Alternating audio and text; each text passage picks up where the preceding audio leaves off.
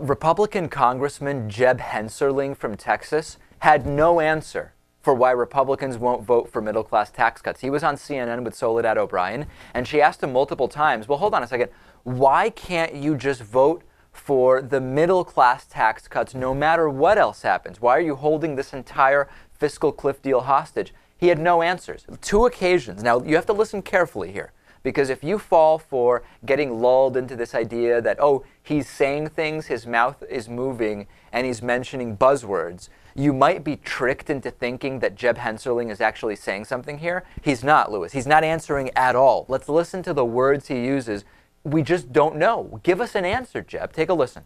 Why don't Republicans and Democrats vote for a tax to keep the taxes lower for middle class and people at lower income, and let the other ones expire? And you could do that now, and we wouldn't go over the fiscal cliff. And I hear you on the spending thing. Yeah.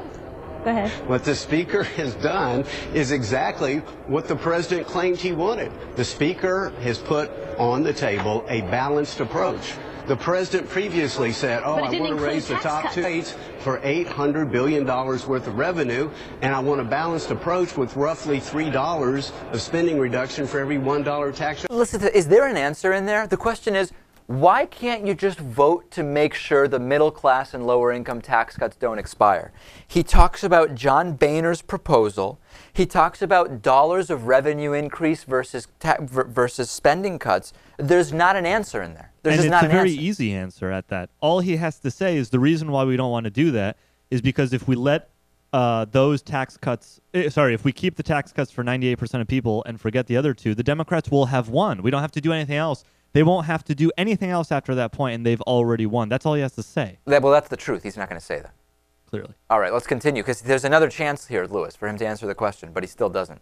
Now he's got $5 of tax increase for every $1 of supposed spending reduction, and he's doubled the size. All right, let's try again. Doubled the size of the tax revenue. But you can't be surprised. The President said no go to that with only a couple of hours, right? Because it did not increase taxes on the wealthiest Americans, which he's consistently said. Soledad, listen, the President won 51-49. He's got an electoral college victory. That's good enough to get him to be reelected, but it's not good enough to give him a mandate. Okay, so then now again, what does that have to do with voting to keep taxes low? So you're saying because you don't see President Obama having a mandate, you're not going to vote to keep the tax cuts for the middle class? What is he talking about, Lewis? He's just deflecting. Yeah, that's what he's doing, right? He's just a runaround. Of course. The other thing also is that it's not even really true, this idea that President Obama didn't win by that much, right? Because George W. Bush's margin of victory in 2004 was far narrower than President Obama's in 2012.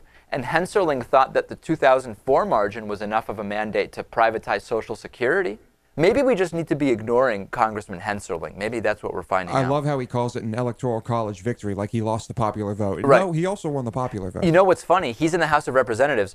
House Republicans lost the popular vote. In other words, they won electorally because of gerrymandering and redistricting, but Democratic House members and House candidates actually received more votes last month than did House Republicans. He's not going to talk to you about that, though. He'll talk to you about $5 of spending versus tax revenues and just not answer the question. Apparently, he'll talk to you about whatever he wants to talk about. He'll talk about any number of things. Yeah. I'm sure he would have been glad to talk about boxing rather than not keeping taxes low on the middle class. I'm sure.